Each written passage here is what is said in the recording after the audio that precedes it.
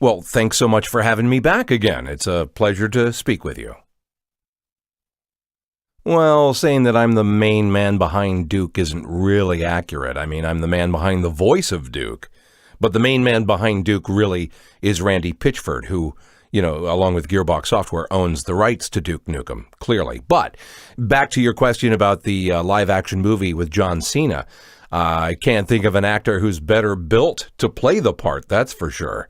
I just don't know that John Cena can give it the correct delivery, the attitude that Duke has. And granted, it's a little outdated, maybe a little toxic masculinity in there that needs to be corrected for sure. But the point is, John Cena looks the part. Can he play the role correctly? I don't know. I guess a lot of that is between him and Michael Bay, who's got the task of directing the film. We'll see how it turns out.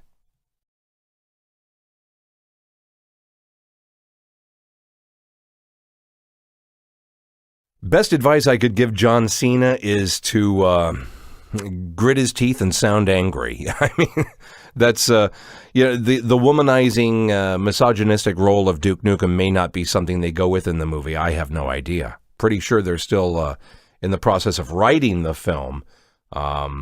If they're going to give it a PG-13 rating rather than an R rating, then my advice to John Cena is at least try to sound a little more like Duke.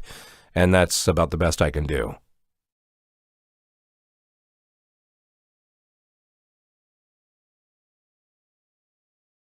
Oh, hell yes, I'd do the voice of Duke for John Cena's role if they wanted to do ADR for the whole film. But quite frankly, I don't think that's going to happen. I don't think that's something that John Cena would be happy with. And or even something that Michael Bay would be considering. My hope is that perhaps I might get some kind of cameo shot in it somewhere. That would be cool.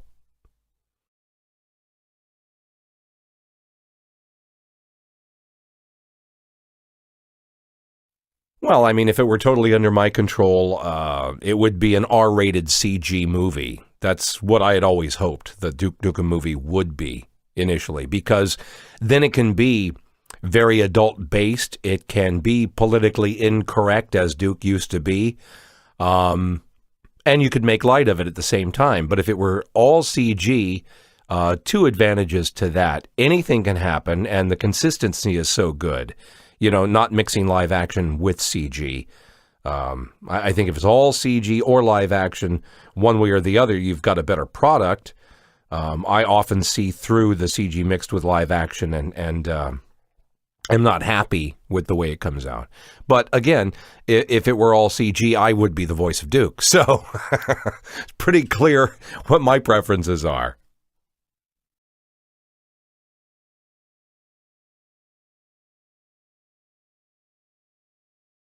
Well, the game Bombshell was pretty cool, and I was in it, actually. I'm Heskel. I'm the bad guy in that one. And just so you know, yes, back when they were originally putting the game together, it was going to be a Duke Nukem, but then the lawsuit between Gearbox and 3D Realms began, and Gearbox retained all of the rights to Duke Nukem, so they couldn't make it a Duke Nukem. What they could do is change the artwork to make it a female protagonist, Bombshell, and quite frankly, it was a very good game. It wasn't received well, and I think part of that comes back around to the same crap we dealt with Duke Nukem Forever. Fans who played Duke Nukem 3D were expecting pretty much the same thing, and the younger players who did not know Duke 3D, never played it, expect Duke Nukem Forever to look more like a modern-day first-person shooter, and they didn't get that.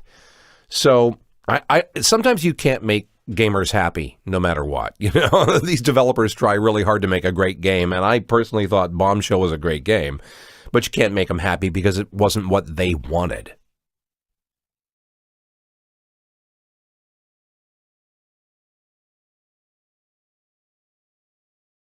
I haven't seen Ion Maiden played yet. I did see it in an arcade setting at a con I was at recently, but I did not get a chance to play it. And if it's using the same engine that powered, those really cool games, Shadow Warrior, Duke 3D, then it's going to have the same feel, same controls and everything as those games. So it's a great throwback, I suppose.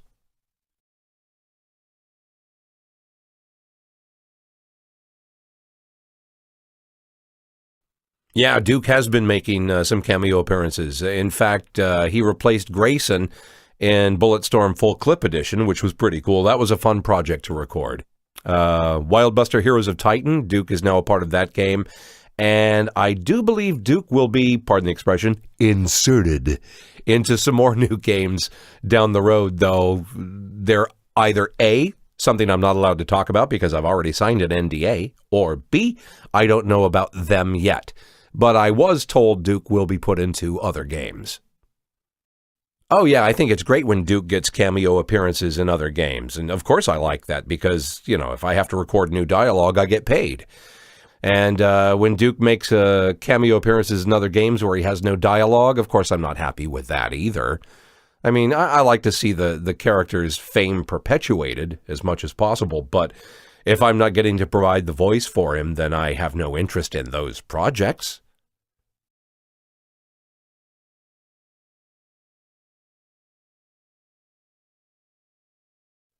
Absolutely more Duke Nukem games should be made. He's an iconic hero, the very first first-person shooter hero, really.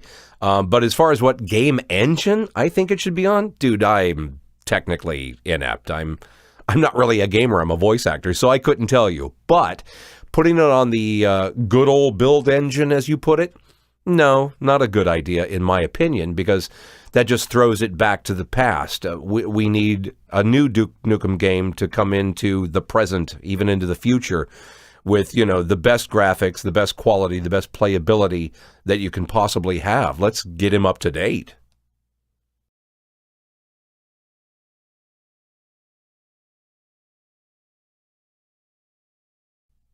Some of my favorites, let's see, Twisted Metal 4, where I'm pretty much the entire cast of that game, General Warthog, Mr. Jones, Trash Man, Sweet Tooth spokesperson, the creepy clown who narrates all of it, the Commander in Counter-Strike Global Offensive, the original King Varian Wrynn in World of Warcraft, whom, by the way, shares the voice of Admiral Kunkka in Guild Wars 2.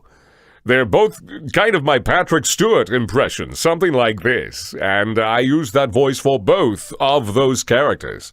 The outdated gaming console in Rad Rogers that goes by the name of Dusty. I had a good time playing that role. He sounds kind of like this, Dusty. He's kind of outdated, he's kind of crotchety, but he's helping this kid, Rad Rogers, accomplish his goal. So there's some examples for you right there. I'm not going to do Big the Cat, don't ask me to.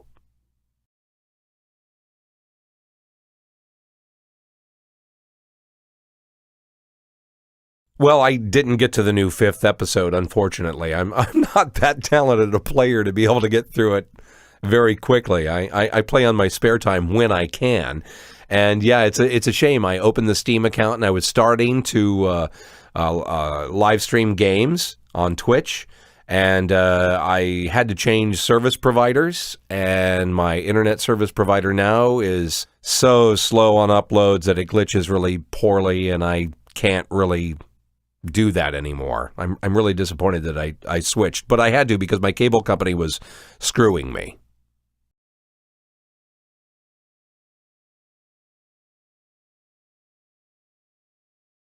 I would play co-op with people on World Tour and do Duke matches. Absolutely. That would be a blast because I could sit there and just, they could blow my head off and I'll just make, crappy Duke comments like, you blew my nuts off, you asshole.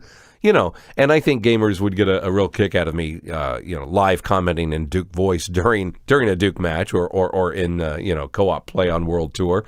I'd be happy to do it. But like I said earlier, my upload is so slow now with my new service provider that, it's kind of making it impossible to do.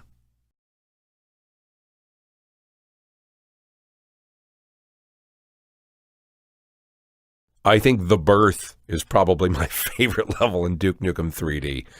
I just like that creepy look, that aliens feel, and that's my answer. I don't know where to go from there.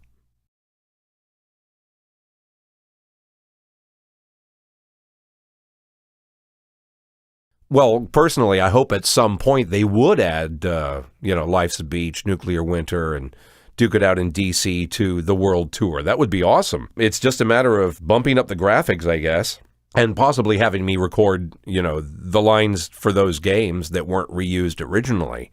I'm all for it. Yeah, I think they should be included for 3D World Tour. Hopefully there'll be some DLC for that at some point.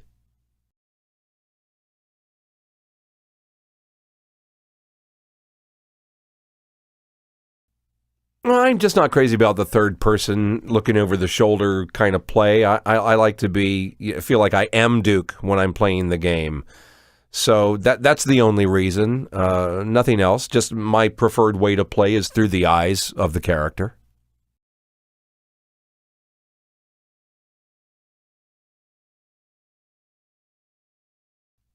Oh, I'm always happy to give shout outs. Are you kidding? So he's Onyx, the gaming machine? Just Onyx for short? Is that because he's short? All right, well, if he's a Duke Nukem fan, then he clearly deserves something special. So, Onyx, it's me, Duke. Wondering if you've got balls of steel. I'm told you don't. You've got balls like shriveled up little raisins, you big pussy.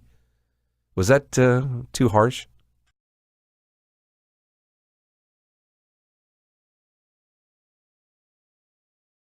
Oh, dude, I've always got things to promote. For instance, for those of you who like to attend conventions, I'm starting my own con. It's called NotCon at Sea, presented by John St. John. It is a 3-day cruise on a Royal Caribbean luxury liner from Miami to the Bahamas. We've got a ton of adventures lined up. I'm bringing along some great guests, including John Patrick Lowry, Ellen McLean, who you know is the voice of GLaDOS from Portal, along with many other roles. John Patrick Lowry, her husband, of course, being Sniper. We've got Todd Haberkorn, who's been involved in more anime projects than anybody I can think of. He'll be along on the cruise, and 2 more guests that I haven't announced quite yet that I'll be announcing very soon that'll be coming along. So keep that in mind, folks. Next February, if you live in a part of the country where the weather is extremely shitty cold, how about getting away for 3 or 4 days? Come down to Miami, take a cruise on NotCon at Sea, and have a great time. You know, all the food is included when you buy your cabin. And if you get an adventure badge upgrade, you can do things like going kayaking with me and Todd Haberkorn, or going snorkeling with John Patrick Lowry. We're going to have a pirate pool party as our opening ceremonies. We have a pirate treasure hunt on the private island Coco Cay, owned by the cruise line. And we'll even be visiting pirate museums on Nassau on the 3rd day of our cruise. So a lot of really cool stuff, including the usual panels, but then all the things on the cruise ship as well, like rock climbing walls and a laser tag battle, which GLaDOS will be narrating in real time, by the way. So many things, so many shows, so many activities going on this cruise ship. If you want to come along, you need to log on to my website. That's www.notcon.us. NOTCON.us.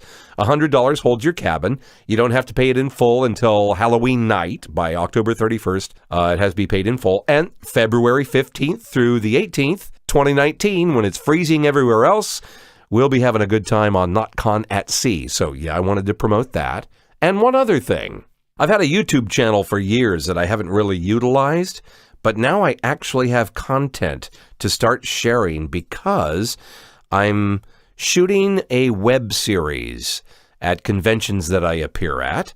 The show is called Conquest, and it's all about me and my crew of misfits who we go from con to con and we film our adventures. There'll be a sizzle reel coming very soon on YouTube, and the first episode of the web series very soon as well. More details on my Facebook page, which is John St. John Duke Nukem. Like it, follow it if you can and will and don't mind. My personal fan page, John St. John, I already have 5,000 followers, so I can't take any more. But by all means, get on John St. John Duke Nukem, and I'll be posting all the details of the web series and more about NotCon at Sea, my convention, very soon. I can't thank you enough for your time, Mr. Rumble Roses. Thanks for having me on. It's been a pleasure. And in the words of Duke Nukem, your face, your ass, what's the difference? I thought you might like that.